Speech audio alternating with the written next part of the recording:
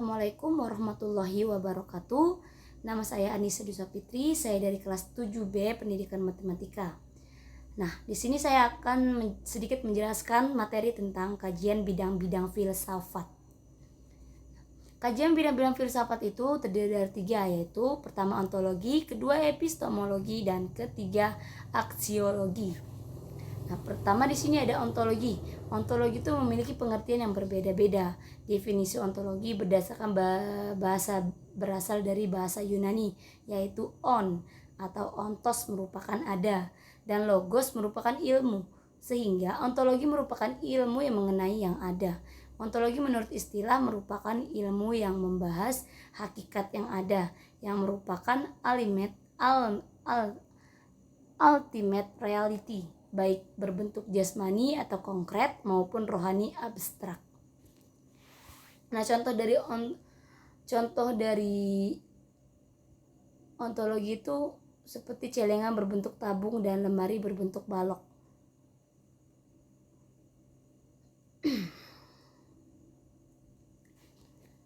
Nah, di sini selanjutnya ada aspek ontologi.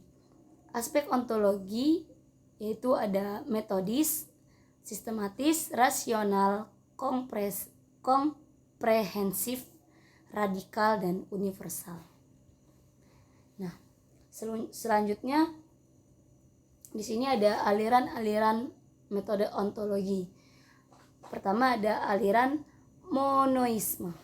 Nah, aliran monoisme itu adalah paham atau aliran yang mengungkapkan bahwa hakikat atau asal dari sebuah kenyataan berasal dari satu sumber saja, sumber pokok yang dominan. Jadi monoisme itu aliran yang menganggap bahwa hakikat atau asal dari sebuah kenyataan. Nah,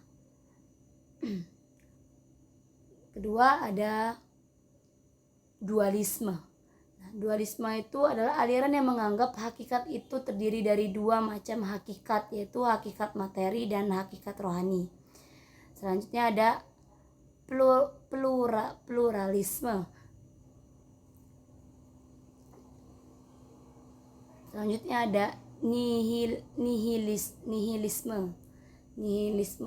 Nah, pluralisme itu aliran yang menganggap segala macam bentuk merupakan kenyataan dan semuanya adalah nyata.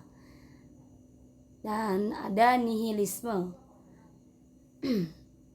Selanjutnya ada agnostisisme.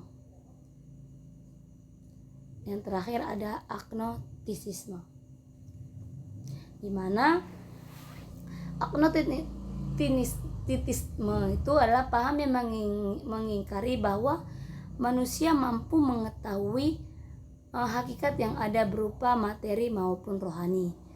Nah, aliran yang timbul karena seseorang belum mampu menerangkan secara konkret.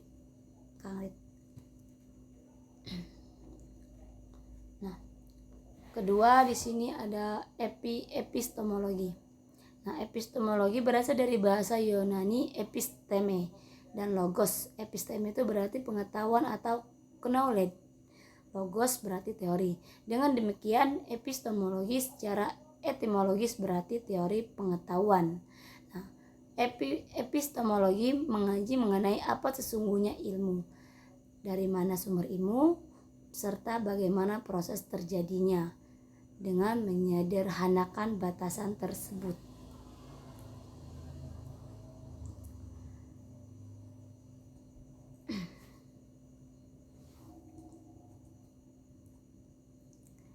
Nah, di sini selanjutnya ada cakupan epistemologi. Pertama ada pokok bahasa. Pokok bahasa yaitu pokok bahasa dari epistemologi itu membahas secara umum atau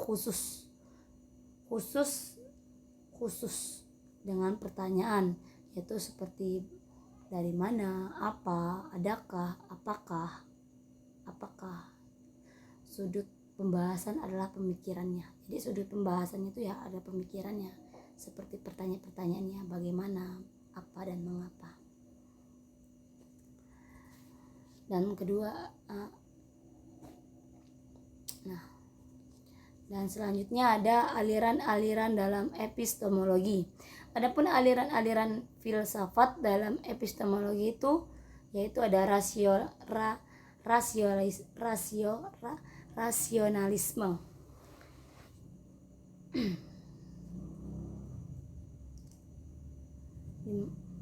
Ada empiris di mana empiris itu pengetahuan didasarkan pada pengalaman. Misalnya ketika siswa ditugaskan mengamati secara empiris, mereka akan dapat menemukan konsep-konsep pengetahuannya.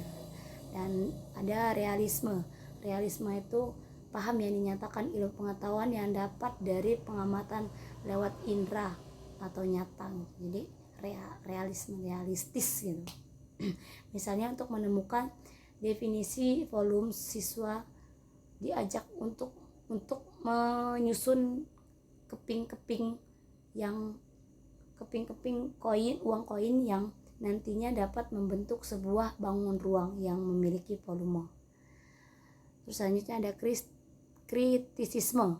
Kritisisme itu adalah pengamatan yang mempertentangkan sikap atau pemikiran rasionalisme dan empiris. Dan selanjutnya ada positivisme, ada skeptisisme, dan ada pragmatisme. Nah, dan terakhir ada aksiologi. Nah, berdasarkan bahasa Yunani, aksiologi berasal dari kata aksio. Dalam bahasa Yunani artinya nilai, dan logos yang artinya ilmu. Dengan demikian dapat diambil kesimpulan bahwa aksiologi adalah ilmu tentang nilai dengan mengutip pada Jujun S. Surya Sumantri. Aksiologi berarti teori nilai yang berkaitan dengan kegunaan dan pengetahuan yang diperoleh. Pengutipan dari Bramey, aksiologi terbagi dari 3 bagian, yaitu pertama, tindakan moral yang dilahirkan etika, kedua, ekspresi keindahan yang melahirkan estetika, dan ketiga ada kehidupan sosial politik yang melahirkan filsafat sosial politik. Nah, dalam nilai dalam aksiologi itu, dalam pembahasan aksiologi, nilai menjadi fokus utama. Nilai yang dipahami sebagai pandangan, cita-cita, adat, kebiasaan, dan lain-lain yang menimbulkan tanggapan emosional pada seseorang atau masyarakat tertentu. Dalam filsafat, nilai akan berkaitan dengan logika, etik, estetika. Nah, selanjutnya di sini ada pemikiran dalam aksiologi. Pertama, etika. Etika itu yang mempelajari nilai atau kualitas yang menjadi studi. Jadi etika itu kualitas yang menjadi pembelajaran gitu mengenai patokan atau standar penilaian moral atau perilaku. Jadi etika itu etika itu moral atau tingkah laku seseorang. Nah, di sini ada logika, pada dasarnya merupakan suatu teknik atau metode yang diciptakan untuk meneliti ketepatan dalam penalaran. Nah, penalaran akan berkaitan dengan berpikir asas. Patokan, hukum-hukum, logika akan membantu manusia dalam menempuh jalan yang paling efisien dan menjaga kemampuan yang salah dalam berpikir. Dengan kata lain, orang dapat berpikir secara benar. Nah, tujuan dari etika adalah agar manusia mengetahui dan mampu mempertanggungjawabkan apa yang ia lakukan. Di dalam etika, nilai kebaikan dari tingkah laku manusia menjadi sentral persoalan. Maksudnya itu adalah tingkah laku yang penuh dengan tanggung jawab, baik tanggung jawab terhadap diri sendiri, masyarakat, alam, maupun terhadap Tuhan sebagai Sang Pencipta.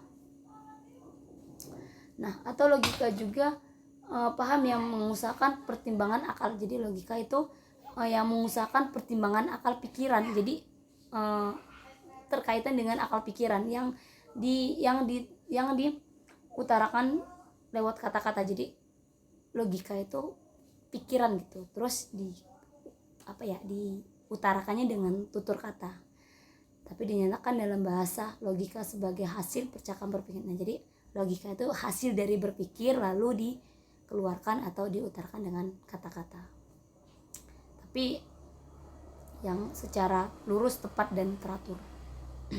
Selanjutnya ada estetika. Estetika akan dikaitkan dengan seni karena estetika lahir dari penilaian manusia tentang keindahan. Jadi keindahan bagaimana seseorang. Jadi estetika itu pemikiran mengenai keindahan dari bagaimana seseorang dapat merasakannya.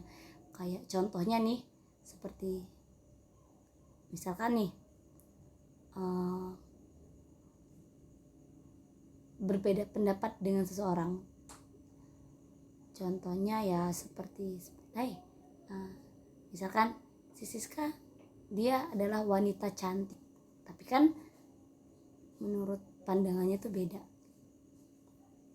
Atau lukisan itu kok bagus banget ya gitu kan,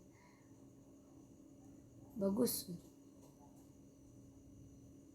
tapi dia cuman dia hanya bagus di gambar saja, tapi kita tidak bisa merasakan keindahannya, kita hanya bisa melihatnya gitu. Nah, sekian pembahasan atau materi dari saya. Kurang lebihnya saya mohon maaf. Saya akhiri, wabillahi taufik wal hidayah. Wassalamualaikum warahmatullahi wabarakatuh.